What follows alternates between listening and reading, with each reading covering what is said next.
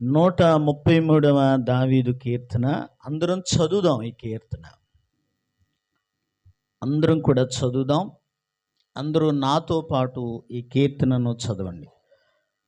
సహోదరులు ఐక్యత కలిగి నివసించుట ఎంత మేలు, ఎంత మనోహరం. అది తల మీద పోయబడి అహరోను గడ్డము మీదుగా కారి అతని అంగీల అంచు వరకు దిగజారిన పరిమళ తైలము వలె ఉండును. సియోను కొండల మీదకి దిగివచ్చు, హెర్మోను మంచు వలె నుండును. ఆశీర్వాదమును శాశ్వత జీవమును అచ్చట నుండవలెనని యెహోవా సెలవిచ్చుచున్నాడు. ఈ మాటలను దేవుడు మన వినికిడిలో దీవించునుగాక. ఆమేన్.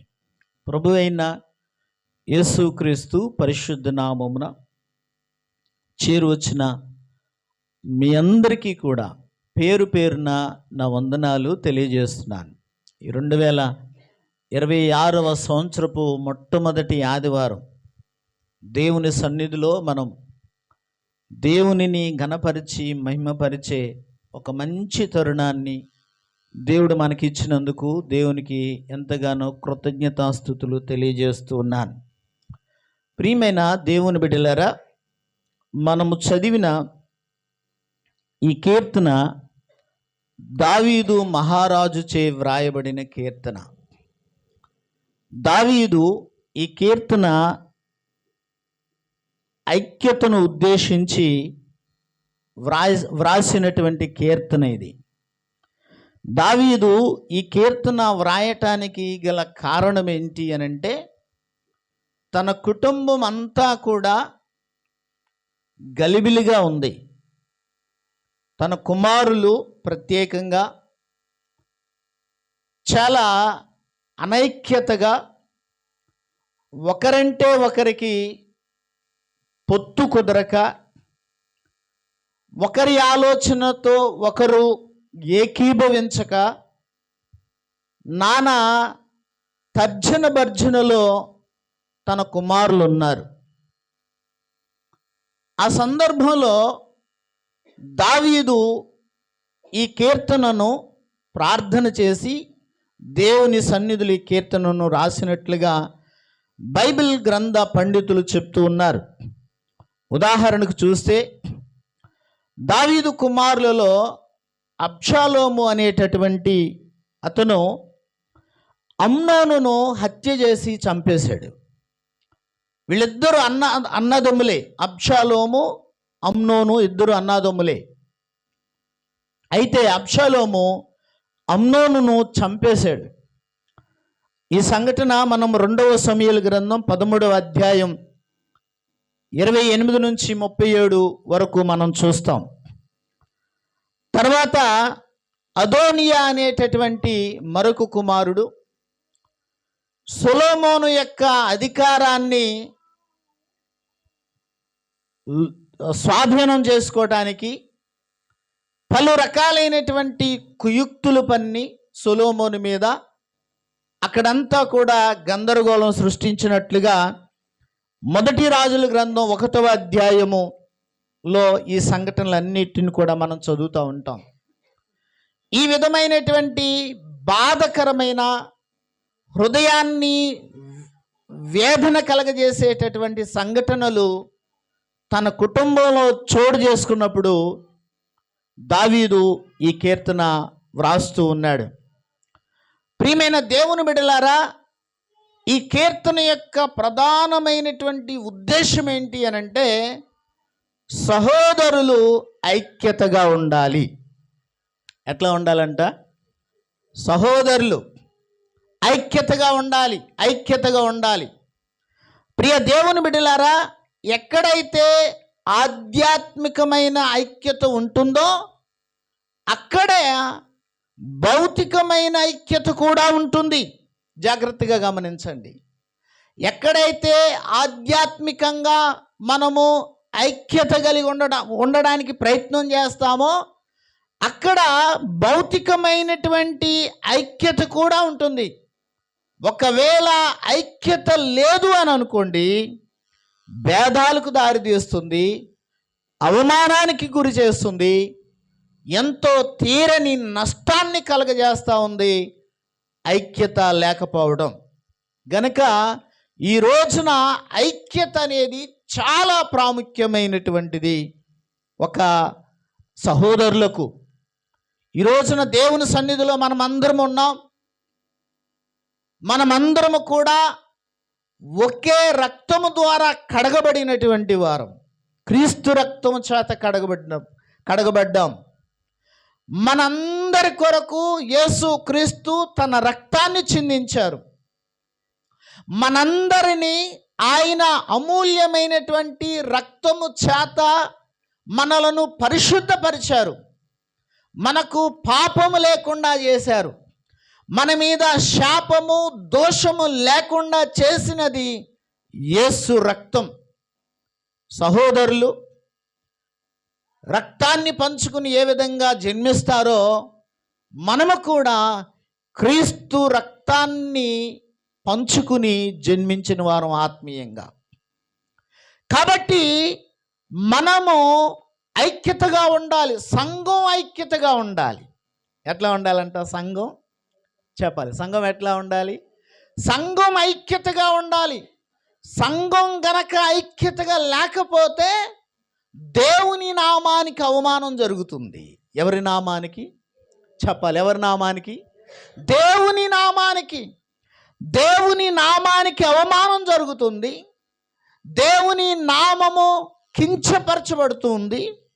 దేవుని నామము కించపరచబడటం మాత్రమే కాదు, మనకు తీరని నష్టాన్ని కలగజేస్తుంది అనే విషయాన్ని ఈ రోజున మనము జ్ఞాపకం చేసుకోవాలి. గనక ప్రియ దేవుని బిడ్డలారా, దేవుని సంఘమా, మనము సంఘంగా దేవుని బిడ్డలుగా ఐక్యత కలిగి ఉండటం మనము నేర్చుకోవాలి. ఈ 2026వ సంవత్సరం ప్రారంభంలో ఉన్నాం. ప్రారంభంలో ఉన్నటువంటి మనము నేటి నుంచి ఇక మీదట ఎన్నటికీ కూడా క్రీస్తులో మనమందరము కూడా ఐక్యత కలిగి ఉండడానికి మనము ఇష్టపడాలి. అయితే ఐక్యత ఏమి కలగజేస్తూ ఉంది అనేది ఒక 3 మాటలు మీ ముందుంచుతాను. చాలా జాగ్రత్తగా మీరు వినాలని ప్రేమతో మీకు తెలియపరుస్తున్నాను. ఐక్యత ఏం కలగజేస్తూ ఉంది అంటే, మొదటిగా మనం చూద్దాం. మొదటి వచనం 133వ కీర్తన మొదటి వచనంలో, సహోదరులు ఐక్యత కలిగి నివసించుట ఎంత మేలు, ఎంత మనోహరము అని అంటా ఉన్నాడు. ప్రియ దేవుని సంగమా, మనము ఐక్యత కలిగి ఉంటే ఐక్యత మనకు మేలును కలగజేస్తూ ఉన్నదంట. ఐక్యత ఏం కలగజేస్తూ ఉంది? మేలును కలగజేస్తూ ఉంది. కొన్ని వాక్యాలు మనం చదువుదాం. చూడండి, ఫిలిప్పీయులకు రాసిన పత్రిక 2వ అధ్యాయము 2వ వచనము నుండి మనము చదువుకుంటూ వెళదాం. 2వ అధ్యాయము 2వ వచనం నుండి చదువుకుంటూ వెళితే అక్కడ పౌలు ఒక మాట చెప్పాడు. మీరు ఏక మనస్కులగున్నట్లుగా, ఏక ప్రేమ కలిగి, ఏక భావము గలవారుగా ఉండి, ఒక్కదాని అందే మనసుంచుచు నా సంతోషమును సంపూర్ణము చేయడి. కక్ష చేతనైనను వృధాతిశయము చేతనైనను ఏమీయూ చేయక వినయమైన మనసు గలవారై ఒకనినొకడు తనకంటే యోగ్యుడని ఎంచుకుని, మీలో ప్రతివాడును తన సొంత కార్యములను మాత్రమే గాక ఇతరుల కార్యములను కూడా చూడవలెనని క్రీస్తు యేసునకు కలిగిన ఈ మనస్సును మీరును కలిగియుండుడి అని అంటా ఉన్నాడు. ప్రియ దేవుని బిడ్డలారా, ఇదిగో పౌలు ఫిలిప్పీ సంఘానికి రాస్తూ అంటా ఉన్నాడు కదా. ఏమంటూ ఉన్నాడంటే, మీరు ఏక మనస్కులగునట్లుగా, ఏక ప్రేమ కలిగి, ఏక భావము గలవారుగా ఉండి, ఒక్కదాని యందే మనసుంచుచు నా సంతోషమును సంపూర్ణము చేయుడి అని అంటా ఉన్నాడు. సంఘములో ఉన్నటువంటి మనము సంఘములో ఏదైనా ఒక పని చేస్తూ ఉన్నాము అని అంటే సంఘం అంతా కూడా ఐక్యతగా కూడి రావాలి. సంఘం అంతా కూడా ఏం చేయాలంట? ఐక్యతగా కూడి రావాలి, ఐక్యతగా ఆలోచన చేయాలి, ఐక్యతగా మనము కలిసి పని చేయడానికి పురికొల్పబడాలి. అంతేగాని నీదొక దారి నాదొక దారి, నీ ఆలోచన విధానం వేరు నా ఆలోచన విధానం వేరు అని చెప్పేసి ఏం చేయాలంటే నలుగురు 4 దారులుగా వెళ్ళకూడదు. నలుగురుకు 4 దారులుగా వెళ్ళకూడదు. ప్రియ దేవుని బిడ్డలారా, 4 రకాలైనటువంటి ఆలోచనలు కలిగి ఉండటం కాదు, కానీ ఇక్కడ అంటా ఉన్నాడు ఏకభావము కలిగి. కొంతమంది సంఘంలో ఇంట్లో ఉన్న సమస్యలు సంఘంలో తీసుకొచ్చి పెడతారు. మాటలు అర్థమవుతుందా? మీ ఇంటి దగ్గర ఒకవేళ మీకు ఏమైనా ఉంటే అది ఇంటి దగ్గరే పెట్టండి, మీ గృహానికి మాత్రమే పరిమితం చేయండి, మీ బంధుత్వానికి మాత్రమే పరిమితం చేయండి. అంతేగాని సంఘం మీద రుద్దితే దేవుని నామానికి అవమానం, సంఘం మీద రుద్దితే దేవుని సంఘాన్ని పాడు చేసిన వారు అవుతారు అంటాడు కదా యేసు ప్రభువు వారు. అంటారు, మీరు విలువ పెట్టి కొనబడినటువంటి వారు, మీరు మీ సొత్తు కారు. ఏంటంట? మీరు మీ సొత్తు గారు, మీరు క్రీస్తు అను రక్తము ద్వారా కొనబడినటువంటి వారు. ప్రియ దేవుని బిడ్డలారా, మీరు సామాన్యమైనటువంటి వ్యక్తులు గారు, దేవుని దృష్టిలో ఎంతో విలువైనటువంటి వారు. దేవుని దృష్టిలో ఎంతో విలువైనటువంటి వారు, దేవునికి ప్రత్యేకమైనటువంటి వారు, దేవుని చేత ఎంచబడినటువంటి వారు. దేవుని సంఘములో దేవునికి మాత్రమే మహిమ తెచ్చేవారంగా మనం ఉండాలి. దేవుని సంఘములో దేవునికి మాత్రమే మహిమ తెచ్చేవారంగా మనము ఉండాలి. ఇక్కడ అంటూ ఉన్నాడు, కక్ష చేతనైనను అని అంటా ఉన్నాడు. దేని చేతనైనంట? సంఘములో కక్షలకు తావు ఉండకూడదు, కక్ష తీర్చుకోవడానికి తావు ఉండకూడదు.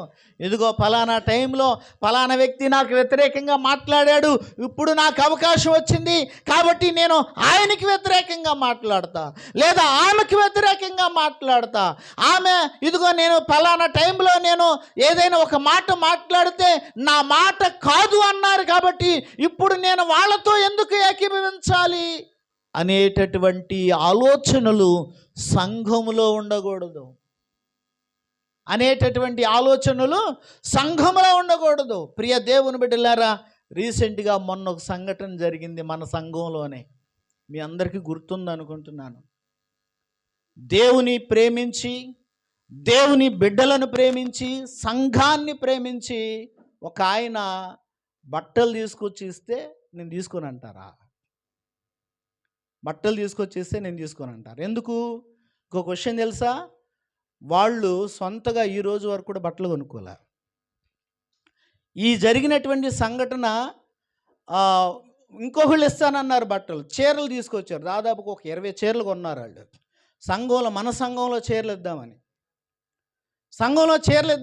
వాళ్ళు చీరలు కొనుక్కొచ్చిస్తే ఈ సంఘటన జరగటం ఎవరు చెప్పారో తెలియదు. వాళ్ళకి ఆ విషయం చెప్తే వాళ్ళు ఇటు మానేశారు. బాబు మీకు దండం, మీ సంఘానికి దండం అని చెప్పారు. అవమానం ఎవరికి? దేవునికి అవమానం కాదా? దేవుని ప్రజలకు అవమానం కాదా?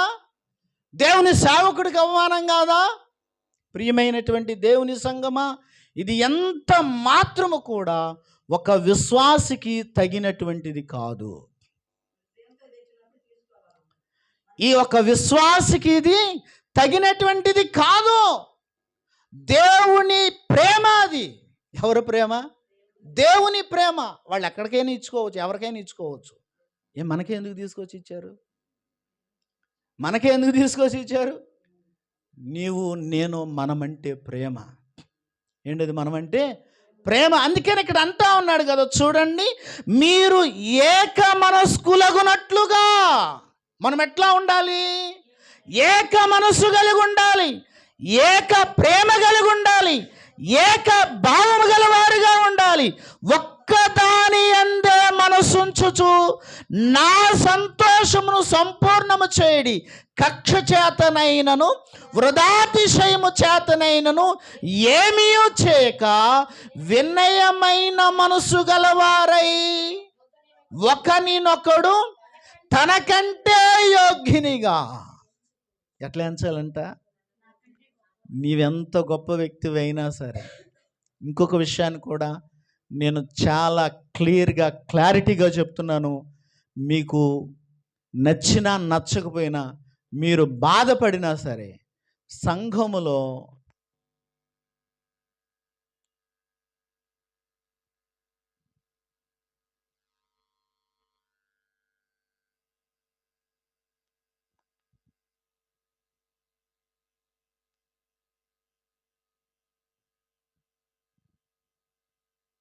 ముందే చెప్పాను మీకు నేనేంటి, మనమందరము కూడా యేసు రక్తము చేత కడగబడ్డాం.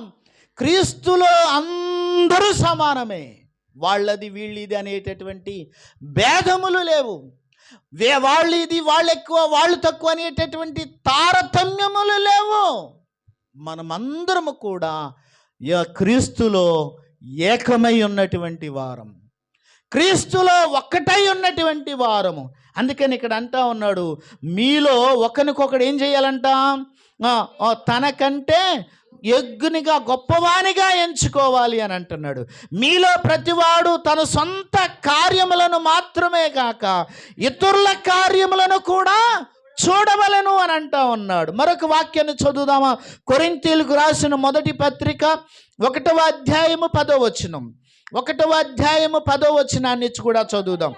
సహోదరులారా, మీరందరూ ఏక భావముతో మాట్లాడవలెనని మీలో కక్షలు లేక ఏక మనసుతోనూ ఏక తాత్పర్యముతోనూ మీరు సన్నద్ధులై ఉండవలెనని మన ప్రభువైన యేసు క్రీస్తు పేరట మిమ్మును వేడుకొనుచున్నాను అని అంటా ఉన్నారు. ఏంటంట? ఎట్లా ఉండాలంట? మనం సంఘంలో ఎట్లా ఉండాలి? మీరందరూ ఏకభావంతో ఉండాలి.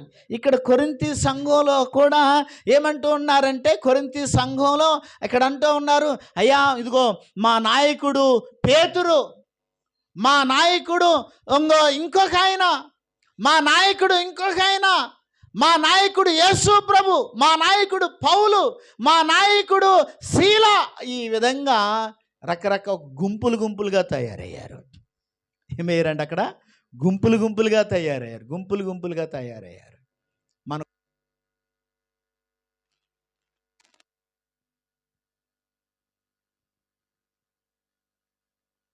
పడి కులాలు వారిగా మరి రాజకీయాలు చేయటం జరుగుతుంటుంది కదా. ప్రియ దేవుని బిడ్డలారా, ఇది దేవుని సంఘం. దేవుని సంఘంలో కక్షలకు తావులేదు. దేవుని సంఘంలో ఇదిగో భేదాభిప్రాయాలకు తావులేదు. దేవుని సంఘంలో కులానికి పరిమితం లేదు. దేవుని సంఘము ఎంతో పవిత్రమైనది. దేవుని సంఘం అమూల్యమైనది. దేవుని సంఘం ఎంతో విలువైనది. ఆ విలువైనటువంటి దేవుని సంఘాన్ని విలువైన దానిగానే మనము చూడాలి. అందుకని అంటా ఉన్నాడు, మీలో కక్షలు లేక ఏక మనసుతోనూ ఏక తాత్పర్యముతోనూ మీరు సన్నద్ధులై ఉండవలెనని. సన్నద్ధులై ఉండాలంట. ఎట్లా ఉండాలంట? సన్నద్ధులు అనేటటువంటి పదాన్ని ఎప్పుడు వాడతారు? ఎవరికి వాడతారో తెలుసా? సైనికులను ఉద్దేశించి వాడతారు. నా మాటలు అర్థమవుతుంది కదా? ఎవరిని ఉద్దేశించి? సైనికులను ఉద్దేశించి వాడతారు.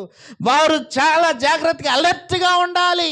ఎందుకు అంటే దేవునికి వ్యతిరేకమైనది ఏదైనా సంభవించకుండా, దేవుని సంఘాన్ని పాడు చేసేది ఏదైనా సంభవించకుండా, దేవుని పరిశుద్ధతను దేవుని పవిత్రతను భంగం చేసేది ఏది కూడా రాకుండా ఎట్లా ఉండాలంటే సన్నద్ధులుగా ఉండాలి.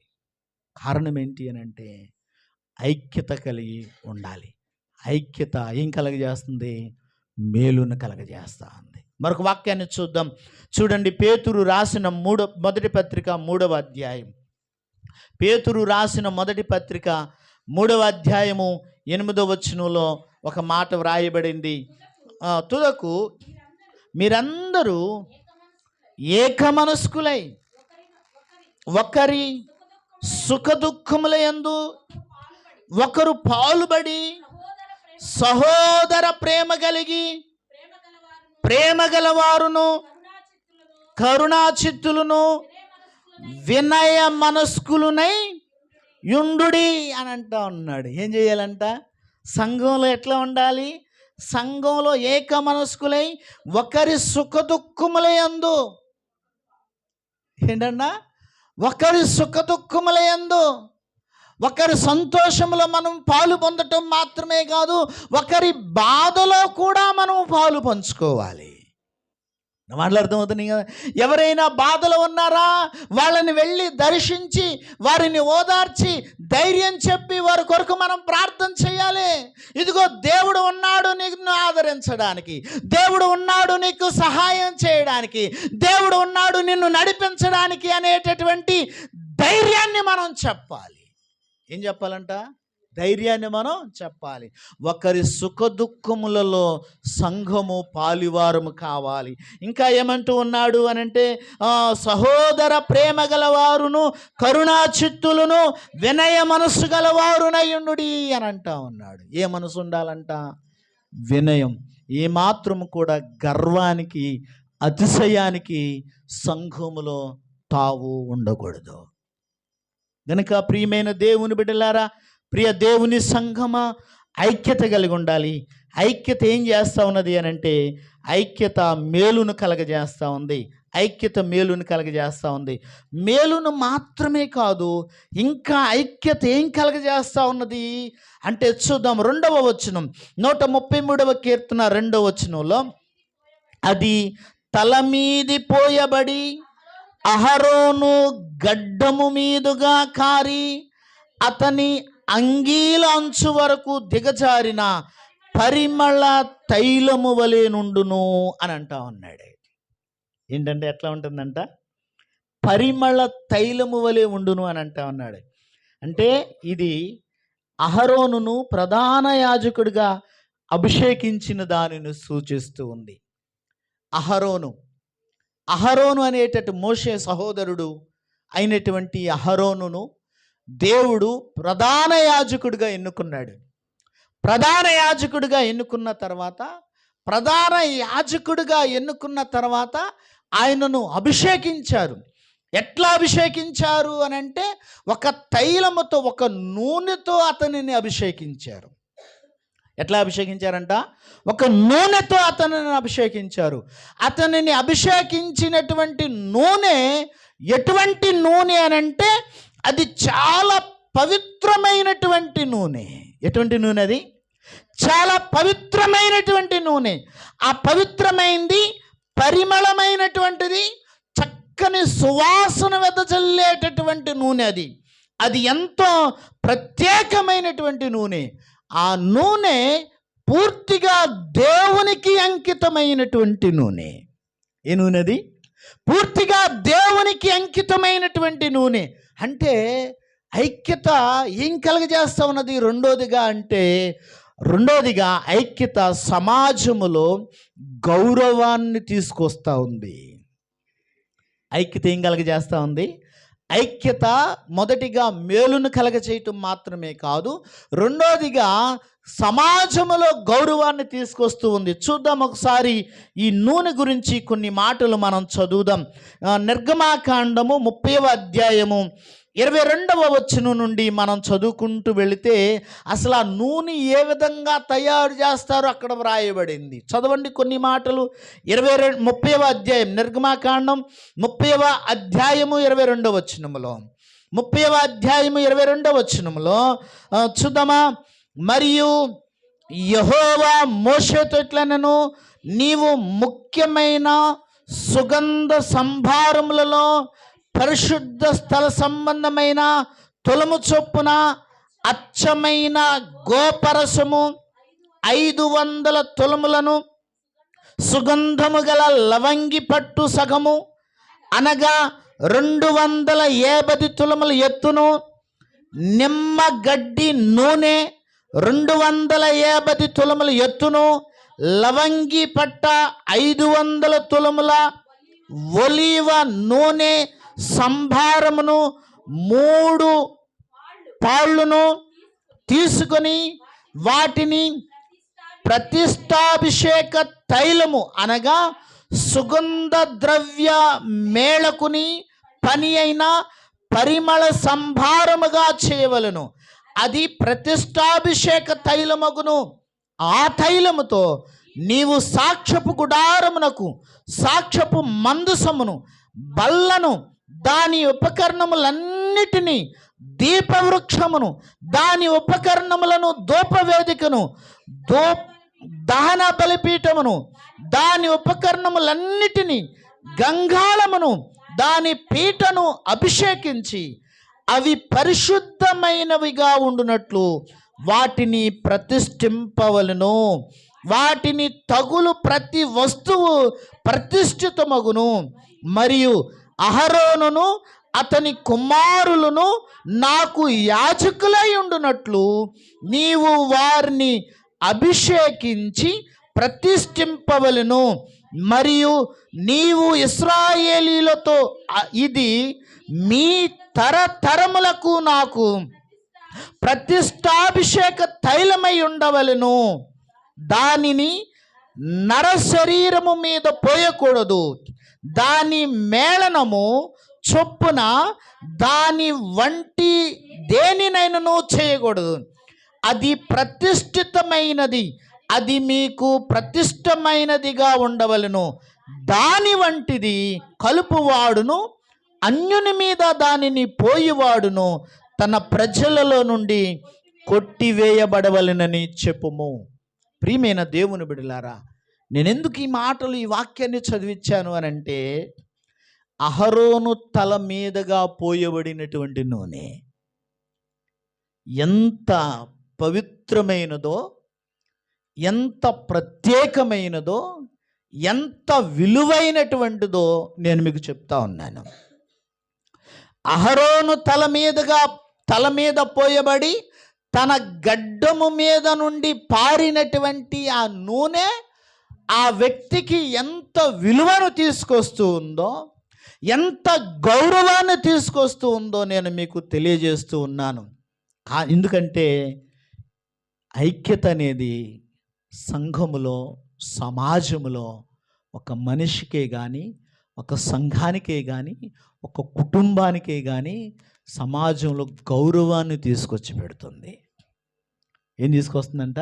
గౌరవాన్ని తీసుకొస్తుంది. చూద్దాం ఒకసారి యోహాను సువార్త 12వ అధ్యాయము 3వ వచనం కూడా చదువుకుందాం. యోహాను సువార్త త్వరగా 12వ అధ్యాయము 3వ వచనంలో, 12వ అధ్యాయము 3వ వచనాన్ని మనం చదువుకుందాం. అప్పుడు మరియా మిక్కిలి విలువ గల అచ్చ జటమాంసి అత్తరు ఒక సేరున్నర ఎత్తు తీసుకుని యేసు పాదములకు పూసి తన తల వెంట్రుకలతో ఆయన పాదములు తుడిచెను. ఇల్లు ఆ అత్తరు వాసనతో నిండెను. హల్లెలూయా. ప్రియ దేవుని బిడ్డలారా, ఐక్యత అనేది సువాసన వెదజల్లేటటువంటి అత్తరు లాంటిది. మన ఐక్యత అనేకులకు అట్టి సువాసన వెదజల్లాలి. మన ఐక్యత అనేకులకు అట్టి సువాసన వెదజల్లాలి. కాబట్టి మనము ఐక్యత కలిగి ఉండాలి. ఏం కలిగి ఉండాలంట? ఐక్యత కలిగి ఉండాలి. ఐక్యత కలిగి ఉండాలి. కనుక ఐక్యత ఏం కలగజేస్తుంది? మొదటిగా మేలుని కలగజేస్తుంది. రెండోదిగా గౌరవాన్ని, సమాజంలో గౌరవాన్ని కలగజేస్తుంది. సమాజంలో గౌరవం మాత్రమే కాదు, 3వ వచనం చదువు తల్లి ఒకసారి. 133వ కీర్తన 3వ వచనంలో ఏమని వ్రాయబడింది? సియోను కొండల మీదకి దిగివచ్చు, హెర్మోను మంచు వలె నుండును. ఆశీర్వాదమును శాశ్వత జీవమును అచ్చట నుండవలెనని యెహోవా సెలవిచ్చుచున్నాడు. చాలు చాలు.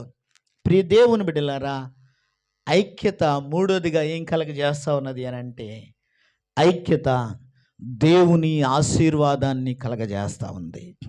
ఏం కలగజేస్తూ ఉంది? దేవుని ఆశీర్వాదాన్ని కలగజేస్తుంది. ఇక్కడ అంటా ఉన్నాడు, సియోను కొండ మీదికి దిగివచ్చు హెర్మోను మంచు వలె నుండును అని అంటా ఉన్నాడు. ఏ మంచు అంట? హెర్మోను మంచు. హెర్మోను మంచు. ఆ దినాలలో హెర్మోను అనే ఒక పర్వతం ఉండేది. ఆ పర్వతం అంట 9200 అడుగులు ఎత్తు ఉండేదంట.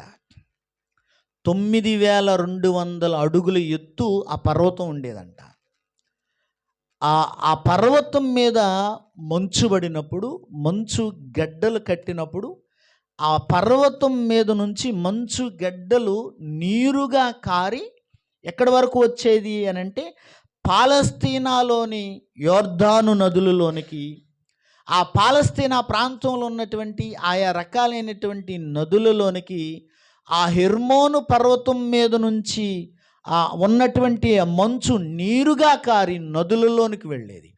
నదులలోనికి వెళ్ళినప్పుడు ఆ నదులలో ఉన్నటువంటి నీరు ప్రజలు వ్యవసాయం చేసుకోవటానికి కానీ, త్రాగటానికి కానీ, వారు ఉపయోగించుకోవడానికి కానీ ఆ నీరు ఉపయోగపడేది. అంటే ఆ హెర్మోను పర్వతము మీద ఉన్నటువంటి నీరు ప్రజలకు ఎంత మేలుకరంగా ఉండేదో, ఆ హెర్మోను పర్వతము మీద ఉన్నటువంటి మంచు ఆ ప్రజలకు, పాలస్తీనా ప్రాంతంలో ఉన్నటువంటి ప్రజలకు ఎంత ఆశీర్వాదకరంగా ఉండేదో, ఐక్యత కలిగినటువంటి వారికి కూడా ఐక్యత మనుషుల జీవితాలకు అంత ఆశీర్వాదకరంగా ఉంటుంది.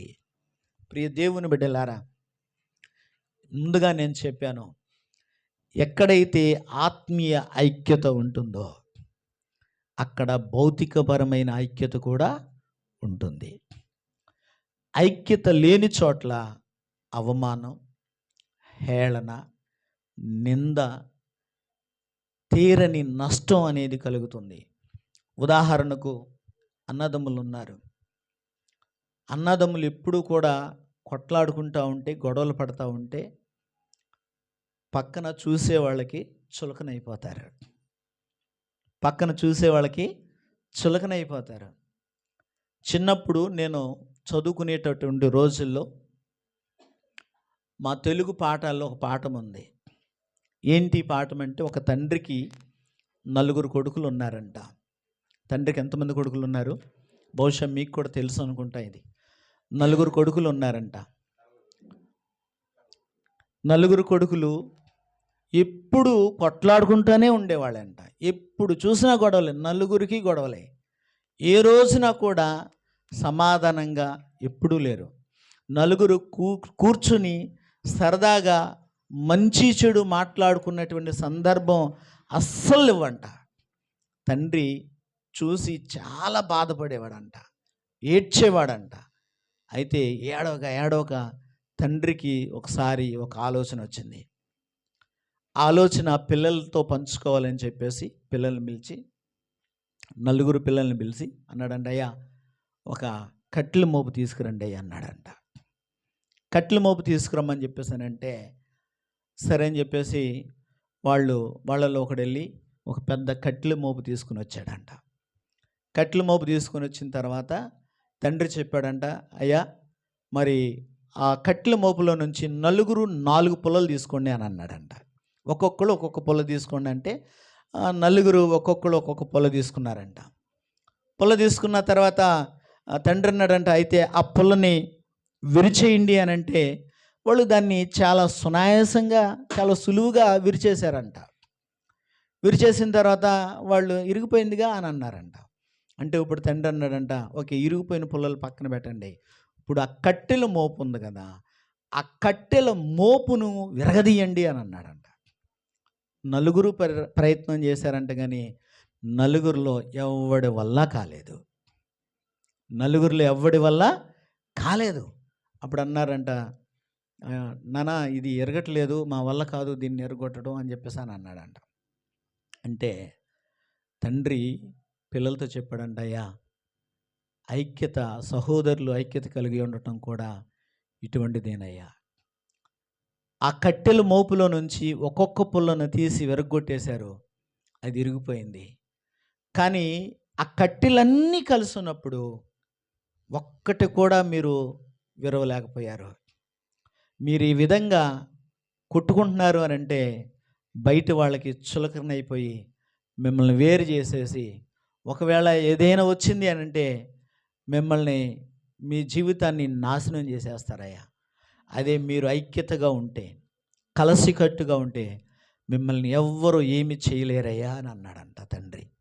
అవును ప్రియమైన దేవుని బిడ్డలారా, సంఘం, దేవుని బిడ్డలు ఐక్యత కలిగి ఉండాలి. దేవుని బిడ్డలు ఐక్యత కలిగి లేకపోతే సాతానుడు ఎవరిని మృంగుదునని గర్జించు సింహము వలె ఎట్లా తిరుగుతున్నాడంట అమ్మ? ఎట్లా తిరుగుతున్నాడు? ఇటు అటు తిరుగుతున్నాడా? గర్జించు సింహం వలె తిరుగుతున్నాడు. Very good. నేనే చెప్పానా? మొత్తం మీద బాగానే అలర్ట్గా ఉన్నారు. అటు ఇటు సాతాను ఎట్లా తిరుగుతున్నాడంట? గర్జించు సింహం వలె అటు ఇటు కాదు, వెదకుచూ తిరుగుతున్నాడు. మీరు అక్కడ చదివితే, లోకాసు వార్తలో మనం చదివితే యేసుప్రభు వారు అంటారు, వెదకుచూ తిరుగుతున్నాడంట. అంటే ఎక్కడ ఐక్యత లేదో, ఐక్యత లేకుండా ఎవరు దొరుకుతారో వారిని పట్టుకుందామని వాడు తిరుగుతున్నాడు. కాబట్టి సాతానికి మీరు అవకాశం ఇవ్వద్దు. ఎవరికి అవకాశం చెప్పాలి? ఎవరికి అవకాశం ఇవ్వద్దు?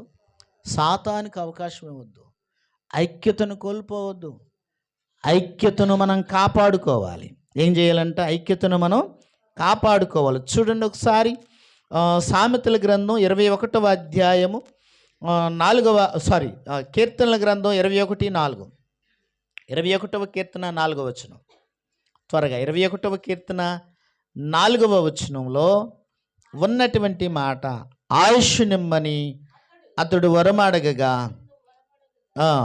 నీవు అతనికి దానిని అనుగ్రహించి ఉన్నావు, సదాకాలము నిలుచు దీర్ఘాయువును ఏం చేశాడంట? దీర్ఘాయువునైనా దయచేశాడంట. ఇవన్నీ దేనికి అని అంటే ఐక్యత వలన కలిగేటటువంటి ఆశీర్వాదం. అది దీని వలన కలిగే ఆశీర్వాదం, ఐక్యత వలన కలిగేటటువంటి ఆశీర్వాదం.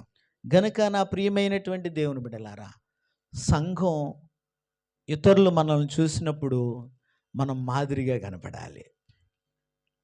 ఎట్లా కనపడాలంట? మాదిరిగా కనపడాలి. ఎవరైనా ఒక పని చేస్తే, ఒక మంచి పని చేస్తే, ఆ మంచి పనిలో మనమందరం ఏకీభవించాలి.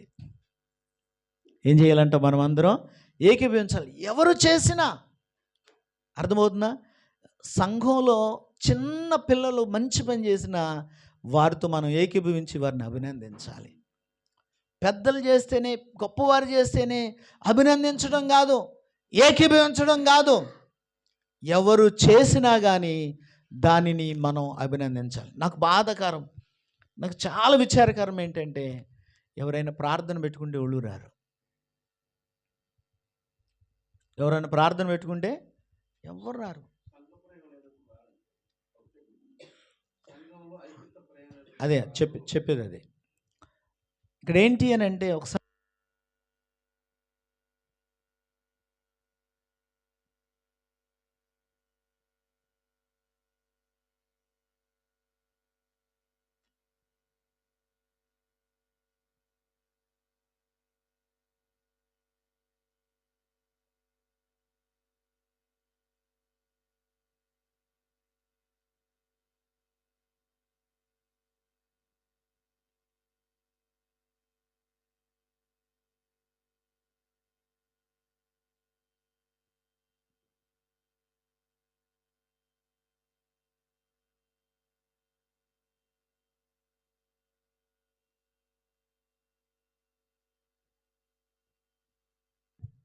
ఇట్లాగా ఇవి నేను అనేది అనుకో, అట్లా కాదు. అందరి ఇళ్లల్లో చెప్తున్నాను నేను, ఎవరింట్లో ప్రార్థన పెట్టుకున్నా ఎవరు రారు. కారణం ఏంటి? ఎందుకు రారు? రాకపోవటానికి కారణం ఏంటి? దయచేసి దయచేసి నేను చెప్పేదేనండి, దయచేసి ఇది మంచిది కాదు, సంఘానికి మంచిది కాదు, దేవుని నామానికి అవమానం. ఎవరికది? దేవుని నామానికి అవమానం. ఇంకొక విషయం ఏంటంటే, ప్రార్థనలు ఇంటికి పోయి పిలిచినా కూడా ఇదే చెప్తున్నాను. కాబట్టి ఇక్కడ గమనించుకోవాల్సింది ఏంటి అని అంటే ఐక్యత చాలా ప్రాముఖ్యం. ప్రార్థనలు నేను మొన్న కూడా చెప్పాను. నేను ఐతువరంలో చాలా ఖాళీగా ఉన్న పాస్టర్ గారు ఎవరైనా ఉన్నారంటే అది నేనే. ఈ నవంబర్ నెల నుంచి ఒక్క పాస్టర్ గారు ఖాళీగా లేరు. నవంబర్ నెల నుంచి ఒక్క పాస్టర్ గారు ఖాళీగా లేరు. ప్రతిరోజు ప్రార్థనలే, కృతజ్ఞత కూడికలే. అంటే నేను ఇంతకుముందు కూడా చాలాసార్లు చెప్పా, దేవునికి కృతజ్ఞత తెలియజేయటం, చెల్లించడం, సంఘాన్ని పిలిచి కృతజ్ఞత చెల్లించడం అది మీకు ఆశీర్వాదం. నా మాటలు అర్థమవుతున్నాయా? చాలామంది అనుకుంటారు, అమ్మో ప్రార్థన పెట్టుకుని చాలా ఖర్చు. ఎవరు చేయమన్నారు నిన్ను? ఖర్చు ఎవరు చేయమన్నారు? మేము చేయమన్నామా? మీ ఇంటికి వచ్చేవాళ్ళు ఎవరన్నా చేయమన్నారు? ఖర్చు చేయమని చెప్పారా? నీ అంతటా నువ్వు కావాలని చెప్పేసి నీ గొప్ప కోసం అవి ఇవి పెట్టుకుంటున్నావు. ఎవ్వరూ అడగరమ్మా. దయచేసి చెప్తున్నాను, నేను నీ గొప్ప కోసం చేసుకుంటున్నావు తప్ప, నేను అది పెట్టాను ఇది పెట్టానని గొప్ప కోసం చేసుకున్నావు తప్ప, దయచేసి అవి గొప్పల కోసం వెళ్ళొద్దు. దేవుని మహిమపరచడానికి చేయండి. అర్థమవుతుందా? దయచేసి నేను చెప్తున్నాను, ఈ 2026 సంవత్సరం అన్న ఈ విధానం మారాలి సంఘంలో. ఈ పద్ధతి మారాలి సంఘంలో. లేకపోతే అంటాడు కదా, యేసు ప్రభు వారు చెప్పారు, ప్రభువా ప్రభు అని పిలిచి ప్రతివాడు పరలోక రాజ్యంలో వెళ్ళడంట. నా తండ్రి చిత్త ప్రకారం జరిగించేవాడే పరలోక రాజ్యంలో.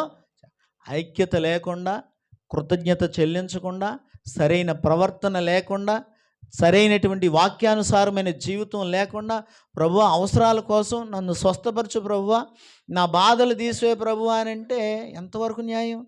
ప్రస్తుతానికి నిన్ను దేవుడు స్వస్థపరుస్తాడేమో, లేదంటే నీ బాధలు తీసివేస్తాడేమో, నీ పిల్లల చదువుల్లో దేవుడు సహాయం చేస్తాడేమో, లేదంటే నీ పిల్లల ఉద్యోగాల్లో సహాయం చేస్తాడు, నీ వ్యాపారాలు ఉద్యోగాలు దేవుడు దీవిస్తాడేమో. కానీ పరలోక రాజ్యం వెళ్ళటం ప్రాముఖ్యం. ఎక్కడికి వెళ్ళటం ప్రాముఖ్యం? ఏ మాట రావట్లేదు సరిగ్గా, గట్టి చెప్పరా? పరలోక రాజ్యానికి వెళ్ళటం ప్రాముఖ్యం. పరలోక రాజ్యానికి వెళ్ళటం ప్రాముఖ్యం. గనక నా ప్రియ దేవుని సంగమా, దేవుని బిడ్డలారా, ఈ ఉదయకాల సమయంలో, మధ్యాహ్న కాల సమయంలో దేవుని సన్నిధిలో ఉన్నటువంటి మనమందరం కూడా, సంఘమందరం కూడా ఐక్యతగా ఉండాలి. ఎట్లా ఉండాలంట? సంఘమంతా కూడా ఐక్యతగా ఉండాలి. ఐక్యత దేవునికి మహిమను తీసుకొచ్చి పెడతా ఉంది. మనకేం కలగజేస్తుంది? మనకు మేలును కలగజేస్తుంది మొదటిగా. రెండోదిగా సమాజంలో గౌరవాన్ని తీసుకొస్తుంది. మూడోదిగా ఆశీర్వాదాన్ని, దేవుని ఆశీర్వాదాన్ని మనకు తీసుకుని వస్తుంది. మరి యేసు క్రీస్తు త్వరగా రాబోతున్న ఈ అంత్య దినాలలో, చివరి దినాలలో ఉన్నాం. చివరి దినాలలో ఉన్నటువంటి మనం ఏ విధంగా ఉంటున్నాం, ఏ విధంగా నడుచుకుంటున్నాం ఒకసారి పరిశీలన చేసుకొని, ఇకనైనా ఈ 2026 సంవత్సరం నుంచైనా మన ప్రవర్తన మార్చుకుందాం, మన విధానాన్ని మార్చుకుందాం, మన నడకను మార్చుకుందాం, మన ఆలోచనను మార్చుకుందాం, దైవికంగా మార్చుకుందాం, దేవుని కృపలో నడుద్దాం. దేవుడు ప్రత్యక్షమైతే దేవుని రాజ్యాన్ని మనం సొంతం చేసుకుందాం. ఈ మాటలను దేవుడు దీవించి ఆశీర్వదించును గాక. ఆమేన్. ప్రార్థన చేసుకుందాం. అందరు కూడా కళ్ళు మూసుకునండి, తలలు వంచండి, ప్రార్థన చేసుకుందాం. అందరూ కూడా కళ్ళు మూసుకుని తలలు వంచినట్లయితే ప్రార్థన చేసుకుందాం. ప్రార్థన చేసుకుందాం. ప్రార్థన చేద్దాం. ప్రార్థన చేద్దాం. అందరం ప్రార్థన చేద్దాం. అందరం కూడా ప్రార్థన చేద్దాం. ప్రార్థన చేద్దాం.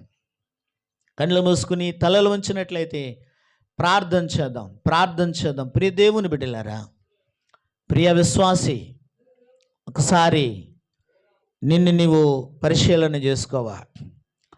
నీ ఆత్మీయ జీవితాన్ని పరిశీలన చేసుకో. నీ అంతరంగాన్ని పరిశీలన చేసుకో. నీవు మొదటిగా ఆత్మీయ ఐక్యత కలిగి ఉండడానికి నిన్ను నువ్వు సమర్పించుకో.